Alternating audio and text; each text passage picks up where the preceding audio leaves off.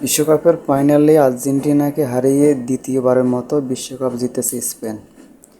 শিরোপা জয়ের পুরস্কার হিসেবে দলটি পাবে $5 কোটি, যা বাংলাদেশি মুদ্রায় প্রায় 615 কোটি টাকা। বিশ্বকাপ শুরুর প্রায় 2 মাস আগে প্রাইজ মানি 15% বাড়ানোর ঘোষণা দেয় ফিফা।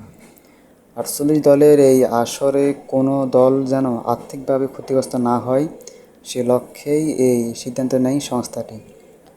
সব মিলিয়ে মোট প্রাইজ মানি নির্ধারণ করা হয় $87,10,00,000, যা বাংলাদেশি মুদ্রায় প্রতি ডলার 123.12 টাকা ধরে প্রায় 10,724 কোটি টাকা।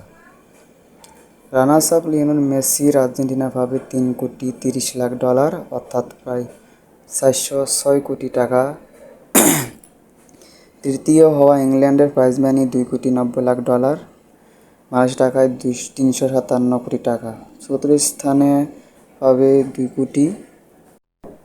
চতুর্থ স্থানে থাকা ফ্রান্স পাবে $2,70,00,000, বাংলাদেশি টাকায় 332 কোটি টাকা।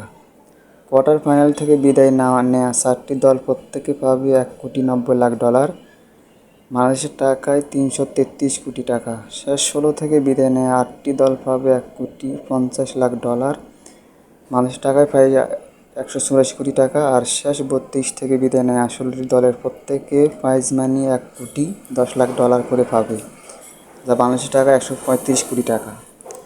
গ্রুপ পর্ব থেকে বিদায় নেওয়া দলগুলোর জন্য রয়েছে সান্ত্বনা পুরস্কার। এই পর্যায়ে প্রতিটি দল পাবে $90,00,000, অর্থাৎ প্রায় 110 কোটি টাকা।